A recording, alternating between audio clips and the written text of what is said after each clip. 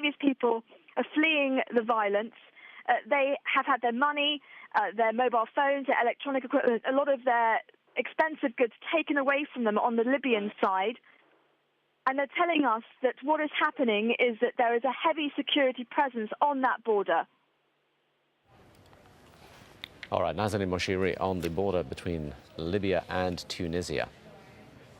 Now, in Bahrain, protesters have been gathering again for another opposition march on Sunday. This following a rally in the capital on Saturday night.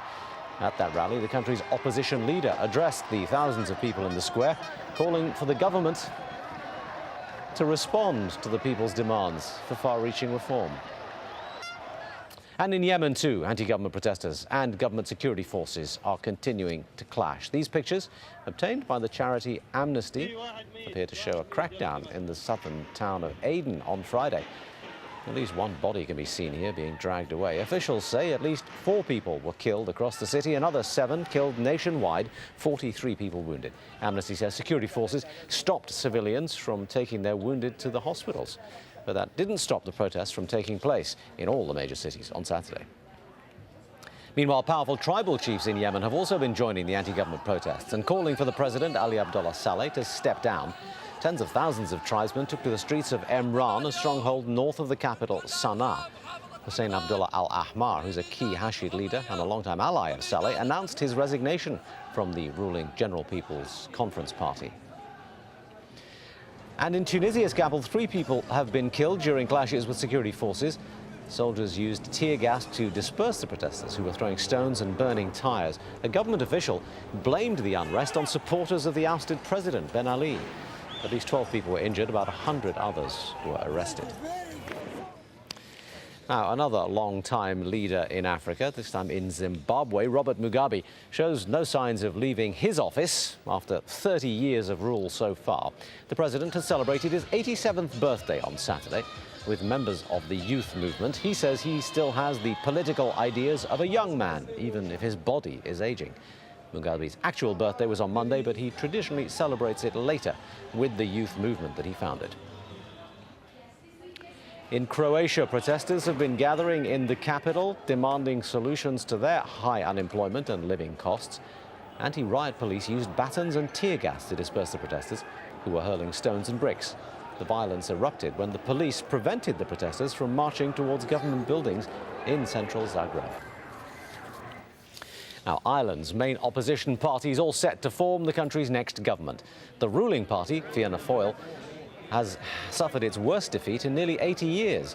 The public apparently blaming it for the economic hardship that has been going on in the country. The Prime Minister in waiting, Enda Kenny, is now insisting that economic stability will be his first priority. In New Zealand, the mayor of Christchurch says at least a third of all the buildings in the city must be demolished and rebuilt after Tuesday's earthquake. Officials also say serious questions need to be asked about why some of these buildings collapsed in the first place. 147 people have been killed in the quake. More than 200 are still missing. And survivors have been attending Sunday services at church. The space shuttle Discovery has arrived at the International Space Station for the final time. It'll spend at least a week at the orbiting outpost. It's delivering a new storeroom and the first humanoid robot, which will eventually fly in space. Discovery is the oldest of 3 U.S. space shuttles. It'll be retired after this mission and put in a museum. Now, we are less than 24 hours away from the annual Academy Awards ceremony in Hollywood. Outside the Kodak Theater in Los Angeles, the traditional red carpet is ready to host the influx of A-list talent. This ceremony is one of TV's most watched events every year. Organizers have been trying to attract a younger audience this year. Actors James Franco and Anne Hathaway are hosting the Oscars show. There are 10 films nominated for Best Picture. Some of the favorites are The King's Speech, you see Colin Firth here. The Social Network is another, and Inception. And let's just leave you with these pictures of a car crashing into a coffee shop in the US, turning it into an impromptu drive-in. This happened in Massachusetts, the driver losing control and plowing through the front of the store. No one, however, was hurt.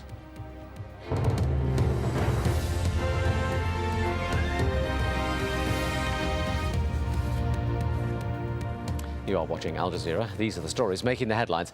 The United Nations Security Council has unanimously voted for sanctions against Libya's leader Muammar Gaddafi and his inner circle. The sanctions include travel bans, an assets freeze and an arms embargo.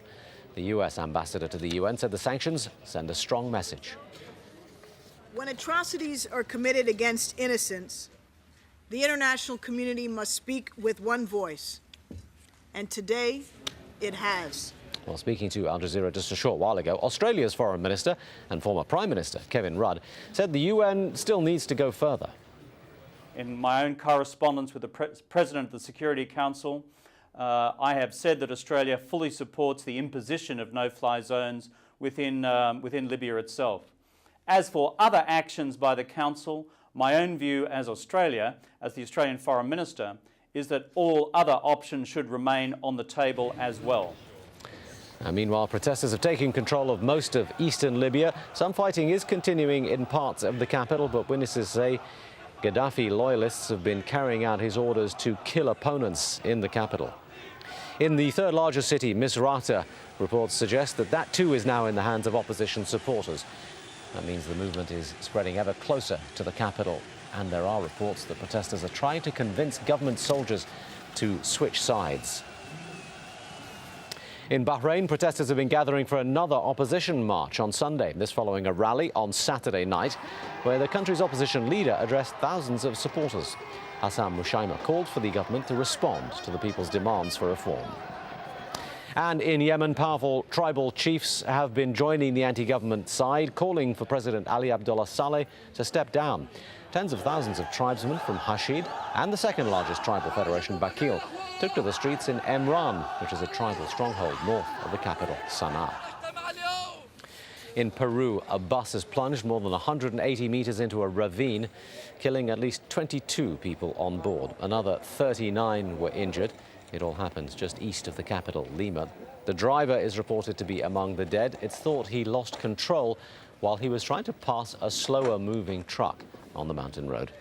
Those are the main headlines. The news will continue here on Al Jazeera in half an hour after Witness.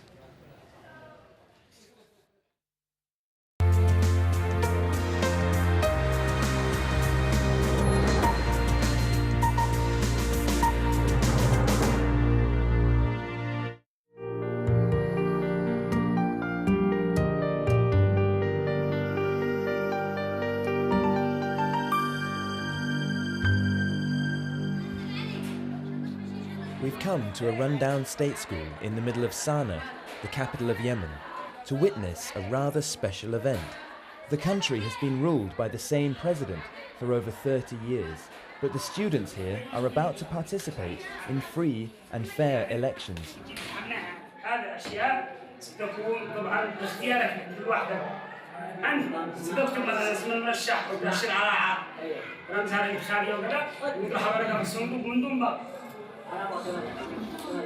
لحظة هذا ليس فيها حزبية بعض الناس يظن أن هناك مؤتمر إصلاح اشتراكي ناصري لا هذا ليست حزبية هؤلاء زملائكم سيمثلون برلمان أطفال بشكل عام من أجل الحكومة من أجل مش مؤتمر وإصلاح اشتراكي وناصري لا أنت تختار الشخص ذاته بشخصيته لأن ما الحزبية ما بتدخل الشخص أيضا تفضل. بسم الله الرحمن الرحيم. 1. العمل على توفير الجميع. مرشحكم محمد علي يحيى رزق السرمي.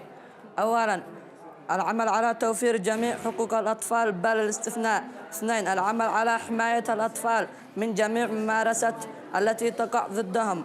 3. حماية الأطفال من تمييز وجميع الصور الإهمال والتقصير. 4.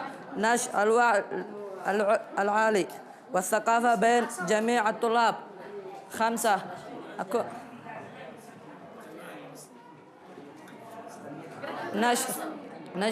نشر النشاط بين المعلمين. 6. أنا أحترم الأساتذة والطلاب. 7. Winning election to the highest office is never easy. And in Yemen, they haven't had much training in democracy. But in schools across the country, students are preparing to elect a representative to sit in what is known as the Children's Parliament. Organised by local NGO Democracy School, the Children's Parliament hold their opening session inside the real Parliament in Sana'a.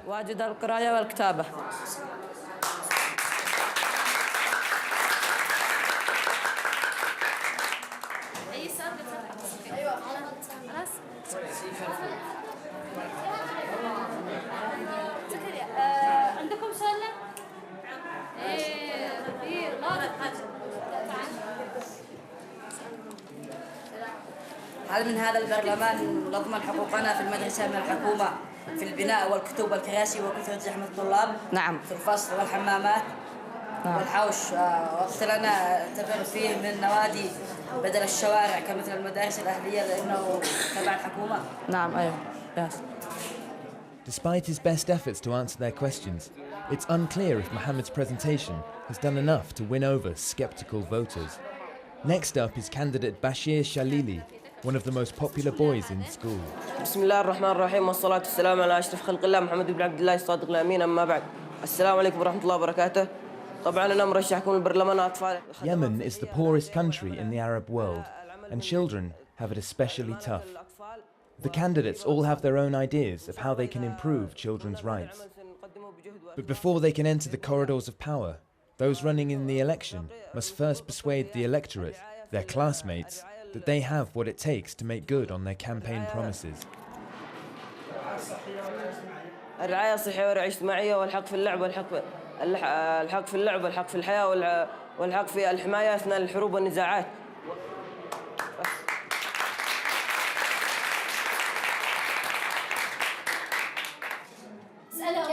كيف بنفعل باليتيمون والأطفال؟ إن شاء الله نحاول نفعل لهم مراكز تقول لهم هذا المتسولين واليتامى نحقق لهم اللي يشتوا إن شاء الله. The students have great expectations of what they would like to see their representatives achieve. A daunting task in a country where children's rights are little more than ink on paper.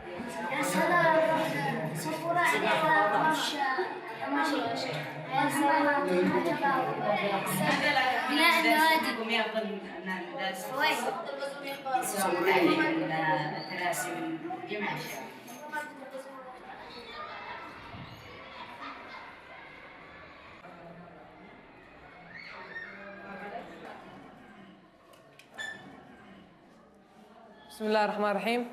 I'm one of the candidates for the Children Parliament.